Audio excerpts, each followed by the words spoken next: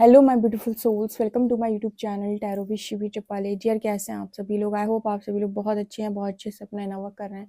Channel पर आए तो रिक्वेस्ट करूंगी सब्सक्राइब करें इस चैनल को। वीडियो पसंद आता है तो लाइक दिस वीडियो। स्टार्ट करते हैं हम आपकी रीडिंग देखने का प्रयास करते हैं हम कि आपके पर्सन की लाइफ के अंदर मेजर कौन से इवेंट्स चल रहे हैं। परमात्मा प्लीज गाइड करें कि मेरे व्यूअर्स के पार्टनर्स की लाइफ में इस वक्त क्या चल रहा है मेजर लेवल पर। Please guide me.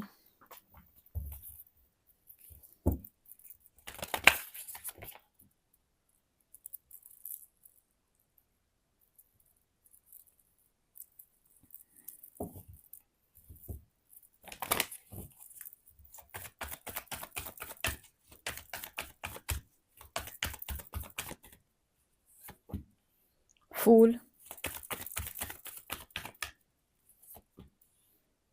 Star, wheel of fortune, hermit, high priestess and strength, moon। Okay, please guide कीजिए एंजल्स, यहाँ पर व्हील ऑफ फॉर्च्यून क्यों आया है? प्लीज गाइड कीजिए एंजल्स, यहाँ व्हील ऑफ फॉर्च्यून क्यों आया है?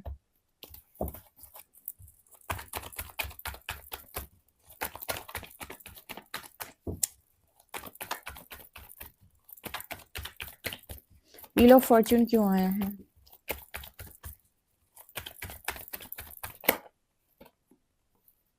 Okay okay, again wheel of fortune. Oh my God, oh my goodness.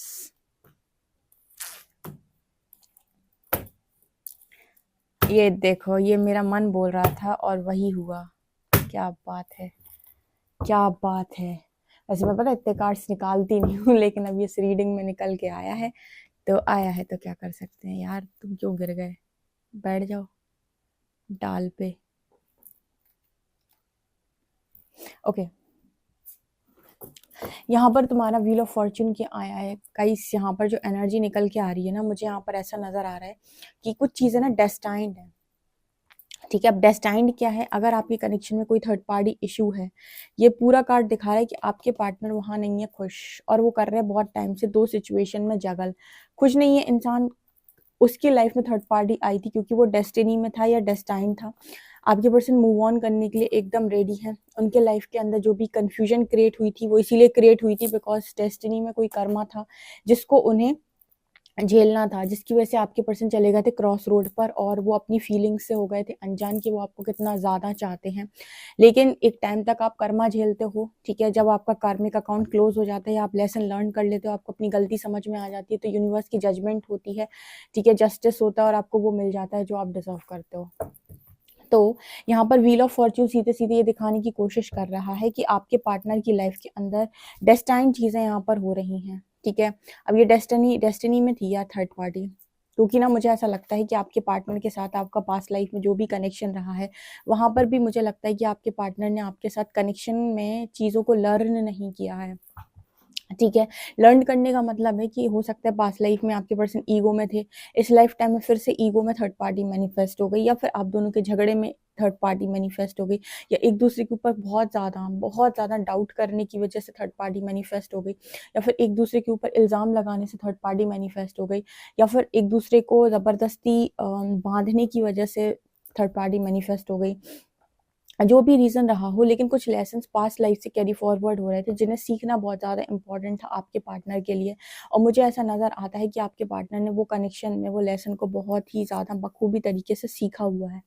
ठीक है, और जैसे ही उन्होंने उस लेसन को सीखा, यहाँ पर आपके पर्सन की लाइफ के अंदर जो भी जगलिंग सिचुएशन थी, अच्छा चलो कुछ लोग कहते हैं ना दी, अब मुझे बहुत अच्छे से ये चीज़ का आंसर मिला है। मैंने कुछ समय पहले ही चैनलिंग हुई थी मुझे, और मतलब यूनिवर्स ने कुछ जो क्वेश्चंस मैंने किए थे उस पर आंसर किए थे कि इंसान किसी दूसरे व्यक्ति में स्टक क्यों है, या फिर वो दो के बारे में एक साथ कैसे सोच रहा है, या फिर वो किसी की एनर्जी से निकल क्यों नहीं पा रहा, उसका एक माइंड क्यों नहीं बन पा रहा है कि वह यहाँ से निकल जाऊँ, एक परफेक्ट डिसीजन लूँ और अपनी लाइफ में आगे बढ़ जाऊँ। ऐसा क्यों हो रहा है कि वो किसी व्यक्ति की एनर्जी में लगातार स्टक है और वो देख रहा है कि वहाँ पर मेरा कुछ सीन नहीं है, वो पार्टनर कोई रिस्पॉन्स नहीं कर, उसके बाद भी मैं निकल नहीं पा रहा हूँ, अपनी सोच में बंधा हूँ। आखिर क्या कारण है? कारण है कर्मा।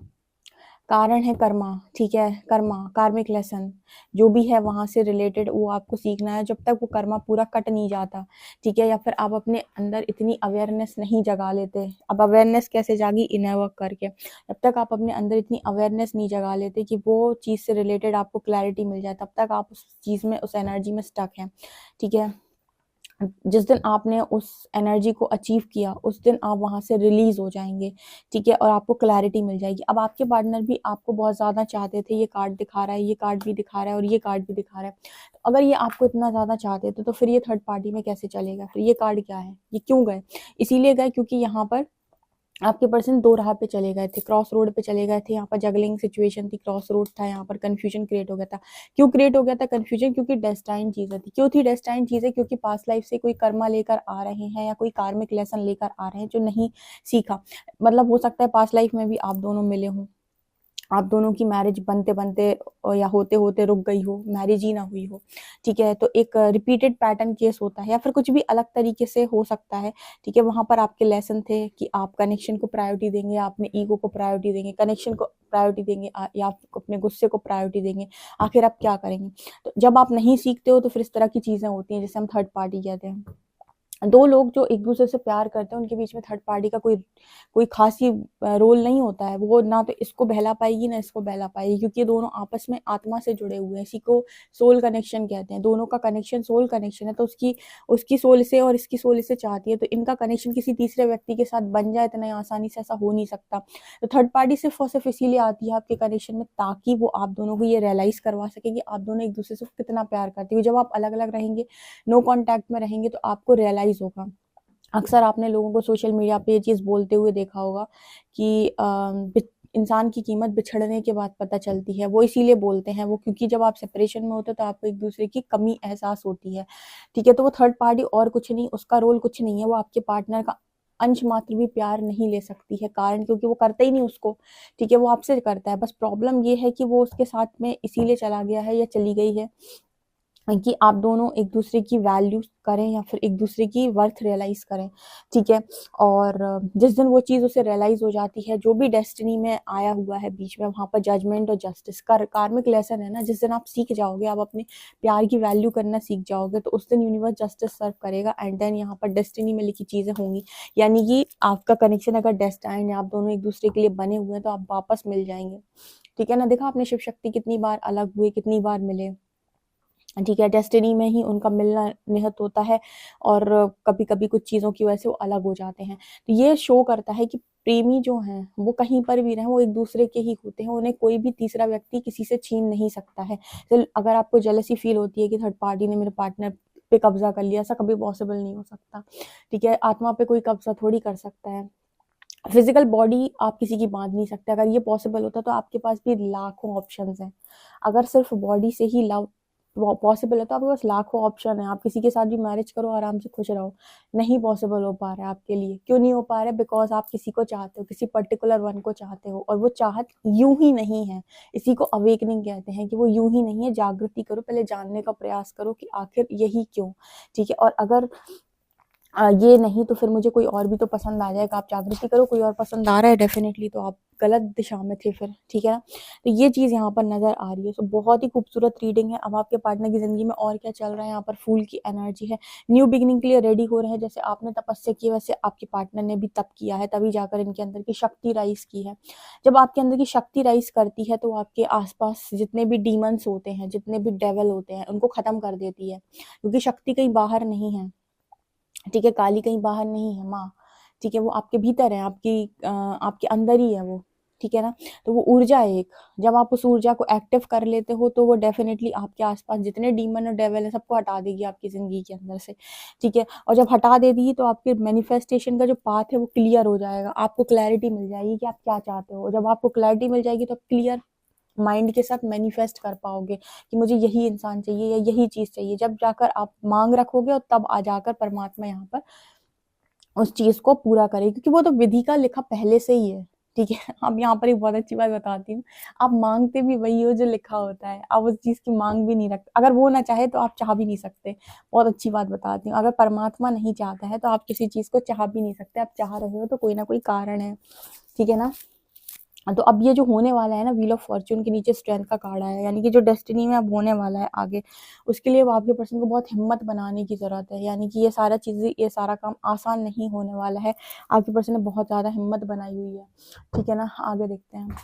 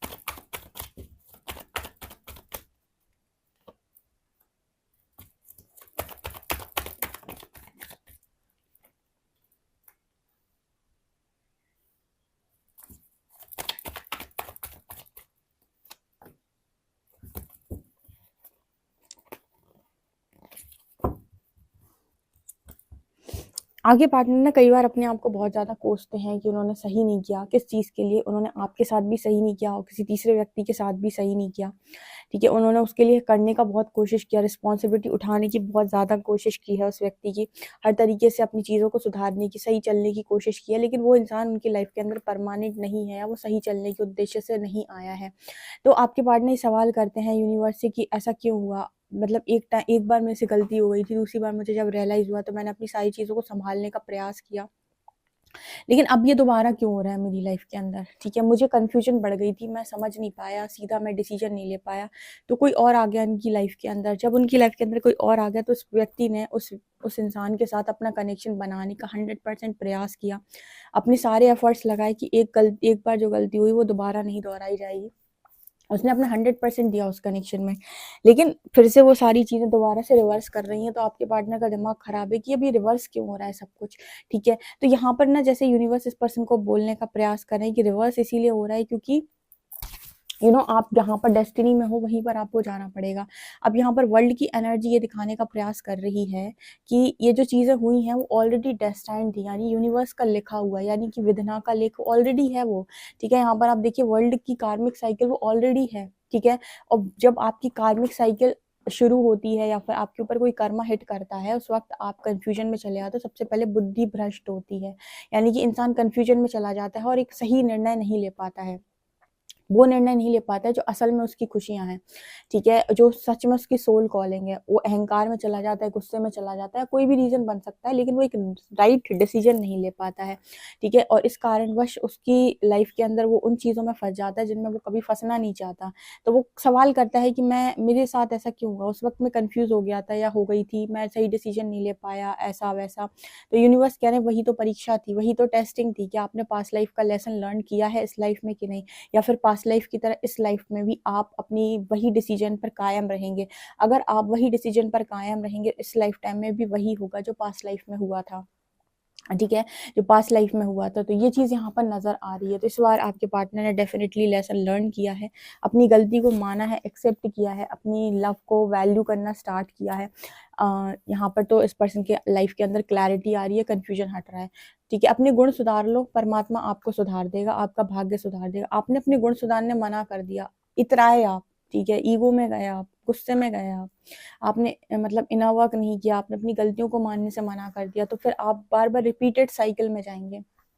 ठीक है, समझदार व्यक्ति वही होता है जो एक बार की हुई गलती से सीख ले, ठीक है, बार बार उस गलती को ना दोहराए, क्योंकि हमारा जो मन होता है ना, हमारा जो मन होता है वो बार बार हमें गलत चीजों में इन्वॉल्व होने के लिए प्रेरित करता है। समझदार व्यक्ति वो है जो एक बार गलती करके सीख ले और अपनी गलतियों को एक्सेप्ट कर ले, उसे क्या मिलेगा ये ना सोचे, ये सोचे कि मुझसे गलतियां हुई हैं तो जितनी हुई थी पास्ट से लेके अभी तक या पास्ट लाइफ में वो सब खत्म कर दूं मैं एक बार में, सबकी माफी मांग लूं और सबके लेसन्स लर्न कर लूं, बाकी जो मिलेगा वो देखा जाएगा। ऑब्वियसली बात है, इतना कर लोगे तो जो मिलेगा वो बहुत बेहतरीन होगा। ठीक है ना, तो ये निकल के आ रहा है। वीडियो पसंद आए तो like this video, subscribe my channel. Thank you guys.